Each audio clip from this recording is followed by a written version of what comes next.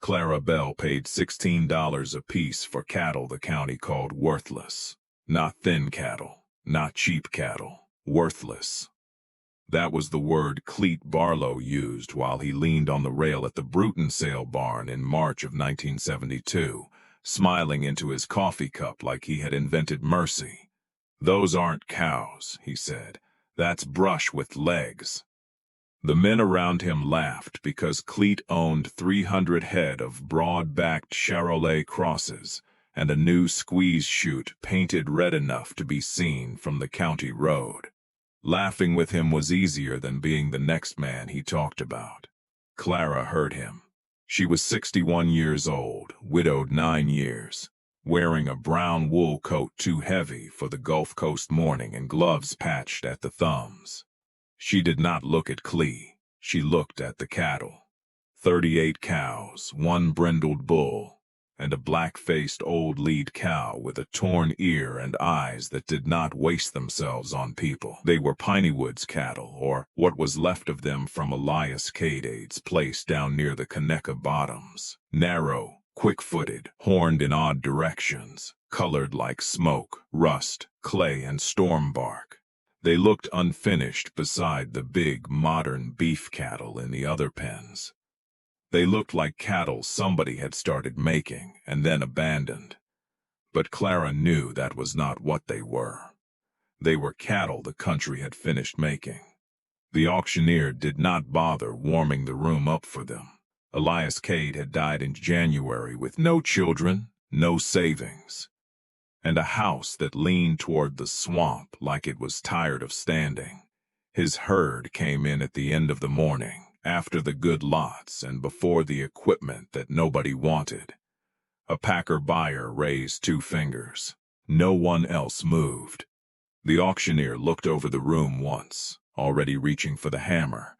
Then Clara lifted her card. A murmur went through the rail. Clee turned his head slowly, saw who had bid, and grinned. "Lord," he said.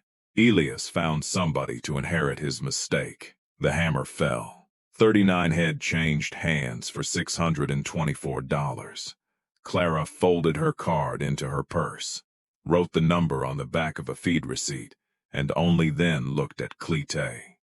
Not long, just long enough that he stopped smiling. Because there are people who answer an insult, and there are people who put it away until the world does the answering for them. Clara Bell was the second kind. The next morning she went to Elias Cade's place to collect more than cattle. His nephew had already taken the furniture worth hauling. The kitchen table was gone. The mattress was gone. The good cast-iron pot was gone. The little house had that hollow, embarrassed look a house gets when death and relatives have both come through it. But in the back shed, hanging behind a broken horse collar, was the thing Elias had told her never to leave behind. A pine plank 6 feet long, blackened by smoke, worn smooth where hands had touched it. Across it Elias had scratched a map of his range with a pocket knife, not a pretty map, a working one. The creek bend was a crooked scar. The sandy ridge was 3 hard cuts. The wet flats were cross-hatched. Along the bottom edge, 12 horseshoe nails had been driven into the wood, each one hammered at a different height. Beside the nails were numbers, dates, and short marks burned into the plank. Rain years, dry years, tick years, calf years, the whole country reduced to wood and iron. Most men who saw it would have called it junk. Clara took it down with both hands. Elias had called it his pasture book. He had kept the real book too, a biscuit tin full of folded pages written in pencil. Grass notes, calving dates, bad fly weeks, which ridge held green in August, which hollow soured after rain, which cows left the low ground before the creek rose, which cows had to be culled because they waited for a man to save them. That last line had made Clara laugh the first time she read it. Elias had not laughed. "A cow that waits on a man in bad country," he told her, "is a cow that teaches the rest of them how to die." For 4 years before his death, Clara had brought Elias groceries on Fridays, not charity, That was not a word she used around him. She brought peas when she had too many, biscuits when she baked too much, coffee when she knew he was out, and he paid her with knowledge because that was the only currency he still had in plenty. He taught her where the longleaf needles held the dew, where the sand stayed cool under broom sedge, where the cattle could eat wiregrass after a fire if you did not turn them in too soon, where the creek lied. That was his phrase. "The creek lies loud," he said once, tapping the plank with one brown finger. "A man sees water and thinks the pasture is rich, but the pine ridge tells the truth soft. Watch the cattle that listen to the soft part." He made her stand at the smoke-black plank and read the signs back to him. Not from the numbers first, from the land first. What does the ridge say? Dry. What does the grass say? Rested. What do the cows say? Leave them on the high side. Only after that could she look at the nails. Only after the land had spoken could the marks mean anything. So when Clara bought the herd, she did not think she was buying Elias's sentiment. She thought she was buying his answer. And Cleet Barlow had been loud enough to make the whole county hear the question. By noon, the cattle were on the road to Clara's place, and the first lesson came before the first gate. Her hired hand, a young man named Ray Tiller, tried to drive them like heavy cattle. He pushed from the rear, crowded the calves, swung his rope too close, and cursed when the herd broke thin as smoke instead of bunching.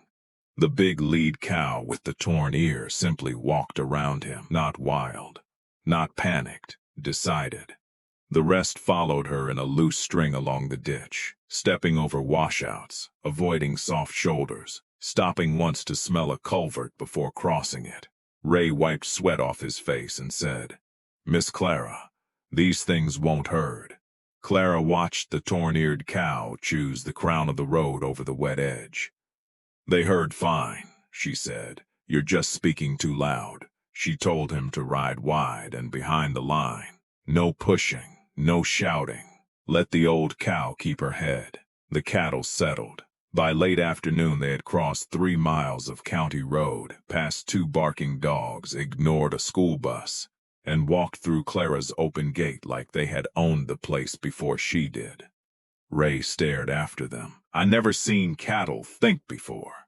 Clara did not answer. She had. That spring, the talk followed her into town. At Gillis Feed and Seed, the clerk asked whether she needed wormer strong enough for swamp cattle. At the bank, Mr. Overton looked at her loan papers and told her, in the tone men use when they are warning and enjoying themselves at the same time, that modern beef was a numbers business and old blood did not pay modern notes. Cleet Barlow did not bother being subtle. Whenever their trucks met at the narrow bridge, he leaned an elbow out the window. "How's the brush herd?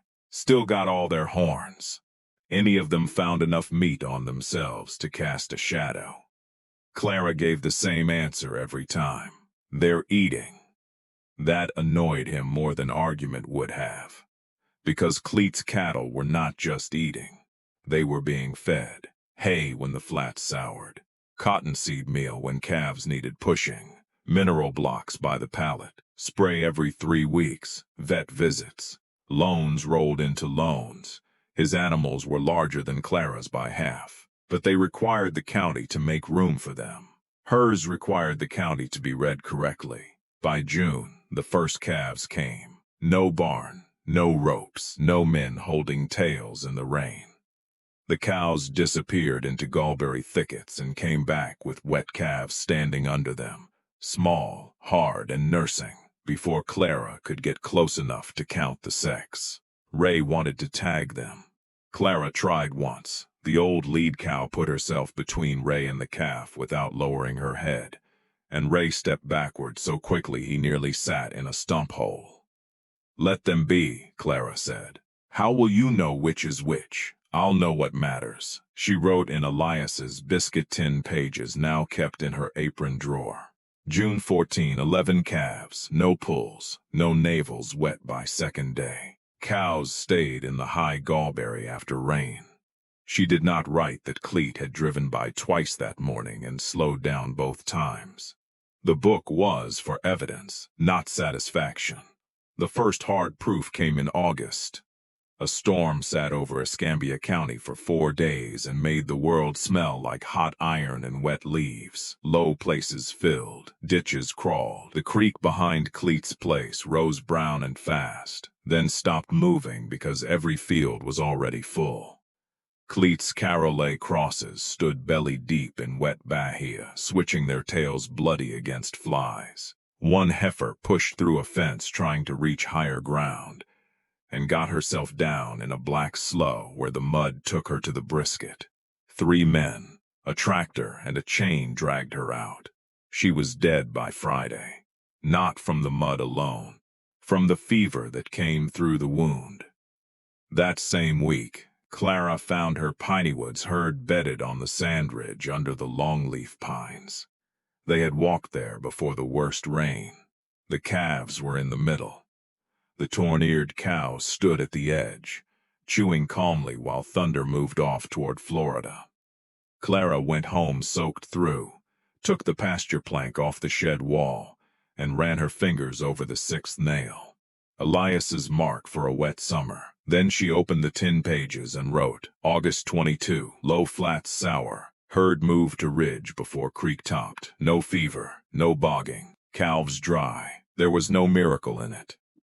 That was the part nobody wanted to understand. The cattle had not been spared because they were lucky. They had survived because they had been shaped by the place everyone else was trying to overpower. For 300 years, cattle like those had lived in heat, ticks, worms, sand, pine, hurricane water, and poor forage. The weak ones had died without leaving daughters. The foolish ones had bogged. The calves that needed too much help had not become mothers. What remained was not pretty, and not fashionable, and not impressive in a sale ring, but it was hard to kill. Cleet called that sorry breeding. Elias had called it memory. Clara called it what it was, a herd that knew the country. By 1974, her 39 head had become 52. She had bought no hay except for the horse. She had paid no spray bill. She had lost 1 calf to a lightning-struck tree and none to fever. At the same time, Cleet's books were telling a different story, not that he showed them.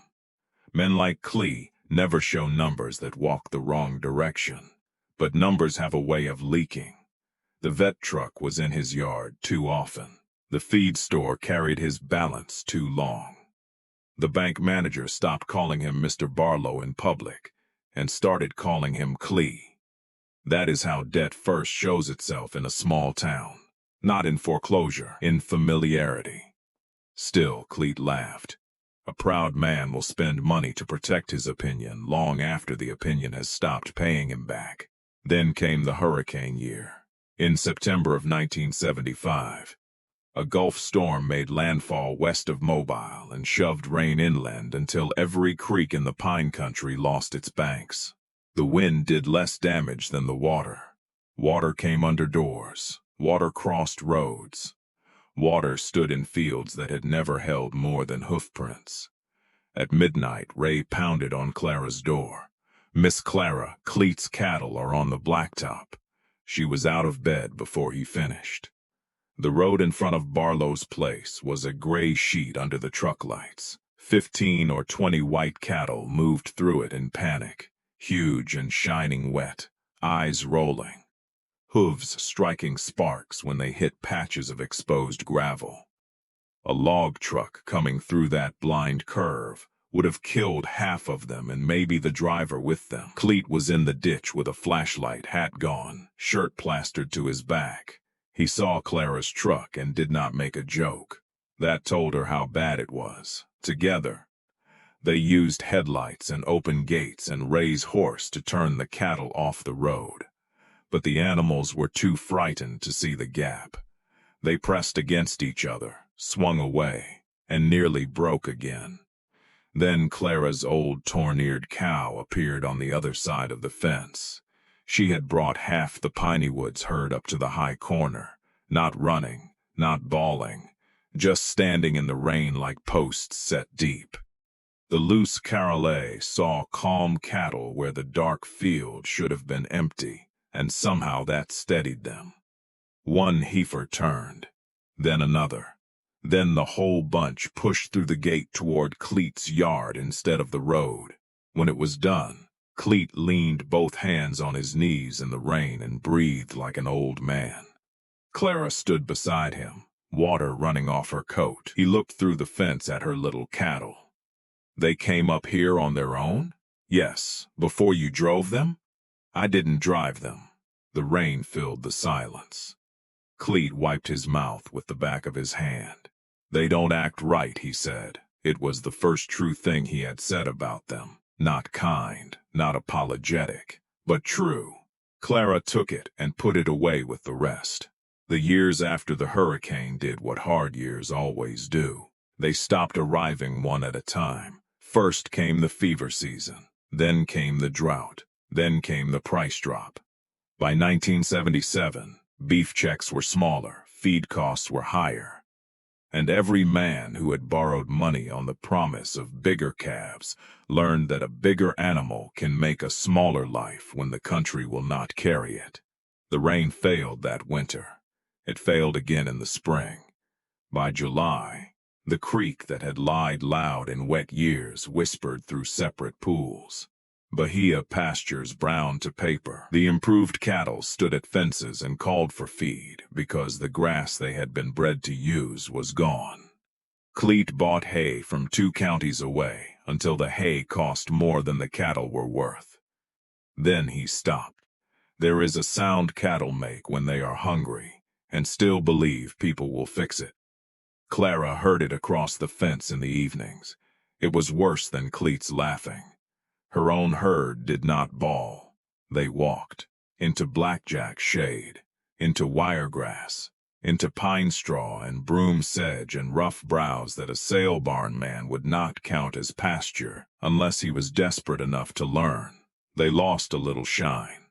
They did not lose their calves. Clara moved them by the plank, the grass, and the cows themselves. She rested the low flat when the pine needles curled. She opened the back 40 after the first thunderhead that did not rain. She kept them off the tender green until it could root. It was not sentimental. It was management. Old management. Management that wore no college ring and no clean hat. In October, a wildfire came through the state land east of them. For one afternoon, the county fought it with wet sacks, tractors, and a grater blade. Smoke turned the sun copper. Men came out of the woods, black-faced and coughing. When the fire line finally held, they stood in the road drinking water from a dented cooler. Someone asked whose cattle had been lost. A man from the north end said, "Not Clara Bell's. I saw hers move before the smoke got thick." They went straight through the open pine like they'd been shown the way. Nobody laughed. Cleet stood 20 feet from Clara with ash on his cheeks and a shovel in his hand. He did not defend himself. He did not defend his cattle. He only looked toward her pasture. That silence changed the road more than an apology would have. Because an apology can be private. A silence like that happens in front of witnesses. By the winter of 1978, Cleet Barlow had lost more than 100 head from a herd he had once called the best modern beef operation in the county. Some died in wet years. Some died in dry years. Some were sold light because the bank had a date circled in red and haymen do not take pride as payment. Clara knew this because everybody knew it. She also knew he was not the only one. Virgil Mercer, who had laughed into his hand at the sale barn, sold his replacement heifers. Tom Waller cut his herd in half. Men who once talked about carcass weight and breed improvement now asked one another whether they had anything that could live on rough ground.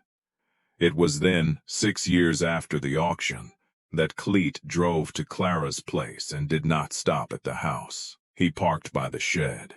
She found him standing in front of Elias Cade's smoke-black pasture plank, his hat in his hands, his face set hard against what he had come to do. The plank hung on the wall beside the biscuit tin pages, just where Clara could see it when she sharpened tools or mixed salt. Cleet did not touch it. For once, he seemed to know there were things a man had to be invited to touch. Clara stood in the doorway. "Looking for something?" He turned, and the old shine was gone from him. Not all the pride. Pride does not leave a man in one piece. It comes off in strips. "I heard you kept Elias's board." "I did. They say you read pasture off it." "I read pasture off pasture. The board helps me remember." He swallowed. Out beyond the shed door, Clara's cattle grazed under thin winter light. Small, horned, dun red, brindled black. Calves at their sides. Not fat like feedlot cattle. Fat like animals whose bodies matched the land beneath them. Cleet looked at them, then back at the plank. "Show me." It was not an order, that was why she did. She took the plank down and laid it across 2 nail kegs. She showed him Elias's scratched creek, the sand ridge, the sour flat, the burn mark from 1958 when fire had reset the east pasture.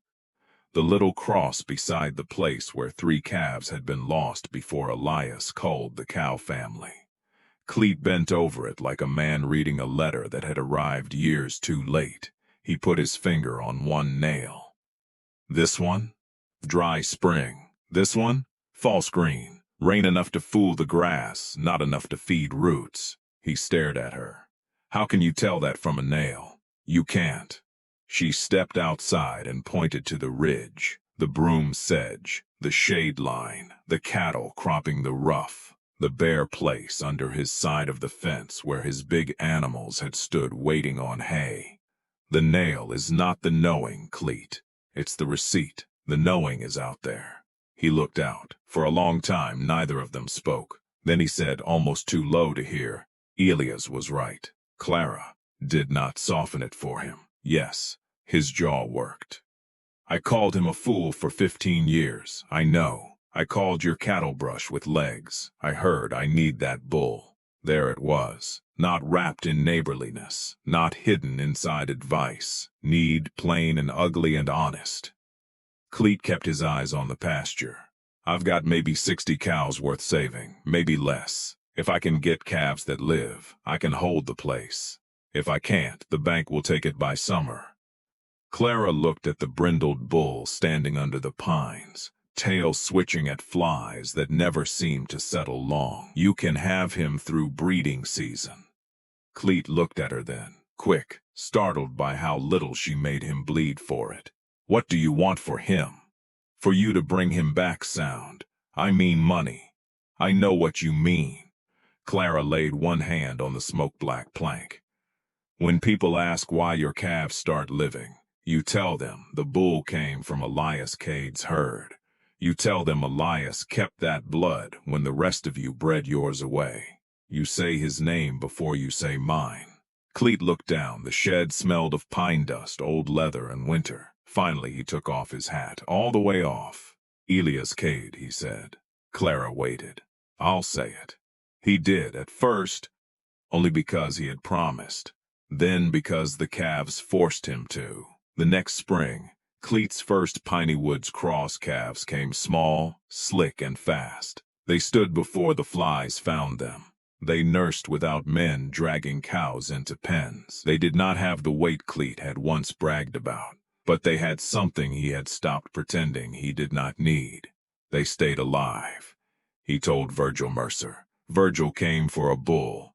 Then Tom Waller came.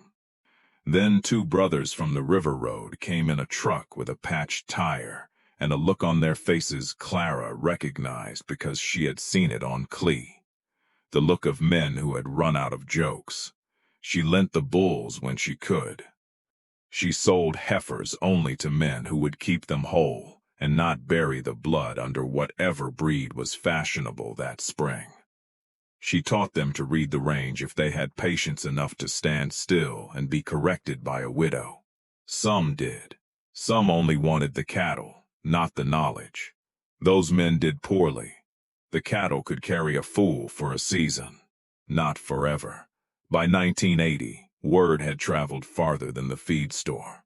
A truck from Auburn came first, then a state car from Montgomery. The man who stepped out was Dr. Nathan Greer, an animal science professor with clean boots he was embarrassed by and a notebook already open in his hand.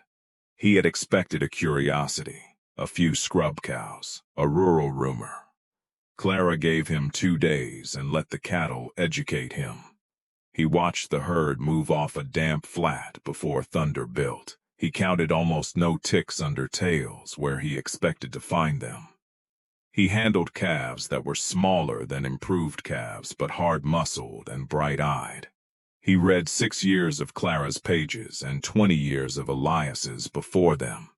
On the second evening, he stood in the shed before the smoke-black plank and did not speak for nearly a minute. Then he said, "Mrs. Bell, do you understand what this is? My pasture board. It's a selection record." "No," she said. "The cattle are the record. The board is what kept the people honest." He looked at her then with the first real respect he had shown all day. The next morning he brought Cleet Barlow with him to walk the fence, not because Clara asked, because Cleet insisted. They stood where Cleet's recovering pasture met hers.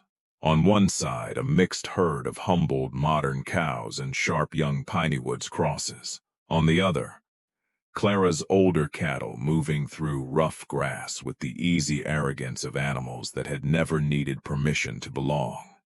Dr. Greer asked Cleet what had changed his mind. Cleet rested his hand on the fence wire. "I lost half a herd trying to make this country into something else," he said. "She kept hers by letting the country tell her what it was. But Elias K-Day knew it first.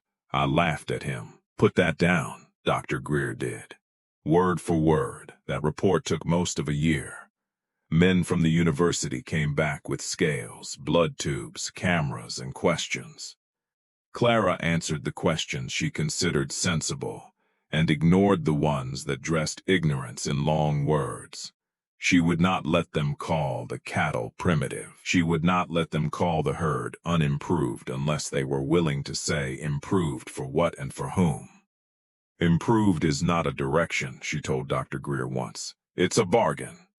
You'd better know what you paid." He wrote that down, too. In 1981, the letter came on university stationery. It said Clara Bell's Pineywoods herd had been accepted as a conservation reference line for heat tolerance, parasite resistance, calving ease, and low-input forage performance in the Gulf pine country. Reference line. Clara read the phrase twice. Then she put the letter on the kitchen table and looked out the window at the cattle moving under the longleaf pines. The same cattle Cleet had called brush with legs. The same blood Elias Cade had guarded while men called him backward. The same herd bought for $16 a head because nobody in that sale barn knew how to price memory. Dr. Greer came in person the following week to explain what it meant. "It means," he said carefully, "that when the state studies heritage cattle for these traits, your herd becomes one of the measuring lines. Not a rumor, not local color, a standard." Clara folded her hands. "And what name goes on it?" He hesitated. "Bellcade, if you'll allow it. You carried them through the worst years. No one can honestly leave you out." Clara looked at the smoke stains on Elias's plank, now hung on her kitchen wall because too many visitors had begun coming to the shed. Elias Cade kept them when keeping them cost him friends, money, and his good name. "I kept them after he showed me how. Put Cade first, Mrs. Bell. Put Cade only." Dr. Greer stopped. Outside, a calf called once and was answered by its mother. Clara's voice did not rise. "He died as a joke in this county. If the state needs a standard, it can borrow his name to measure by." So that is what they did. The report did not make Elias famous in any way he would have recognized. There was no statue, no ceremony with a brass band, no apology printed by the sale barn or signed by the men who had laughed. but in extension offices and university files, in breeding notes and conservation meetings, the CADE line began to mean something. Heat tolerance, parasite resistance, calving ease, forage sense, low input survival. A name that had been spoken like a punchline became a label people had to say carefully. Cleet Barlow said it the most carefully of all.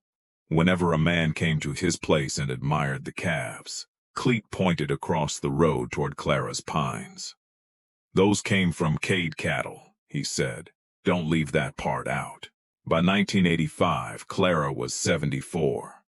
Her original 39 head had become a herd that seeded half the county. Not in a rush, not in a miracle. In ordinary years, stacked one on another. Calves that stood, cows that bred back, bulls that worked without melting in August, pastures that were rested before they were ruined, feed bills that stayed small enough for a family to breathe. That was the late proof. Not one storm, not one drought, not one professor with a letter. The proof was that the system kept paying after the attention moved on. Cleet held his place, barely at first, then better. He never again owned 300 head of shining white cattle that made men admire him from the road. What he built back was smaller, rougher, and alive. Virgil Mercer learned more slowly. Tom Waller learned only after losing another pasture. Ray Tiller, the young hired hand who had once said the cattle would not herd, bought 12 heifers from Clara and started his own place on Cutover land nobody else wanted. He was the first one under 40 who did not have to be shamed into listening. That pleased Clara more than the report, because a record can preserve a name, but a young man changing his methods can preserve the thing itself. Near the end of her life, Clara walked less but still went to the plank every Saturday morning. The biscuit tin was too full by then, the pages tied in bundles with feed twine. Elias's pencil, her pencil. Then Ray's notes when her hands stiffened. 30 years of pasture speaking through people patient enough to write it down. One cold morning in January, Cleet drove up without calling. He was old now, too, thinner, slower. His hat had lost the proud crease it once had, and his voice had lost the habit of pretending concern was kindness. He found Clara by the kitchen wall, one hand resting on the smoke-black plank. "You need me to read it?" he asked. She gave him a look. He smiled a little, had to ask. She tapped the third nail with one crooked finger. "Dry winter, but not mean yet." He nodded. "Ridge will hold if February gives us rain." "It will." They stood together looking out the window. In the field, Pineywoods cattle grazed among the longleaf shadows. Some were Clara's. Some had Cleet's old blood in them, changed by the cross and changed by humility. Some carried Elias Cade's line almost whole. The old torn-eared cow was long dead. The brindled bull, too. Elias was dust. The men at the sale barn were older or buried or pretending they had known the value all along. But the cattle were there. That was the part Clara trusted. Not praise, not shame, not reports. There Clet cleared his throat. "I never told you proper," he said. "You told me enough." "No." He kept his eyes on the pasture. "I told people Elias was right. I told them you were right. I told them I was a fool. But I don't think I ever told you what it cost you to stand there all those years and let us be loud." Clara's hand stayed on the plank. "It didn't cost as much as being wrong would have." He laughed once, softly, because he knew the line was not a joke. After he left, Clara took down the newest page, wrote the date, wrote the grass note, wrote third nail, dry winter, ridge holding. Then, below that, in handwriting that had grown small but not weak, she added one sentence no professor ever copied. "Elias was not late. The rest of us were." She folded the page into the biscuit tin and closed the lid. Outside, the cattle moved through the pine shadows with their heads down, taking a living from ground that had never once cared who laughed at it. The men had kept opinions. The pines had kept the books.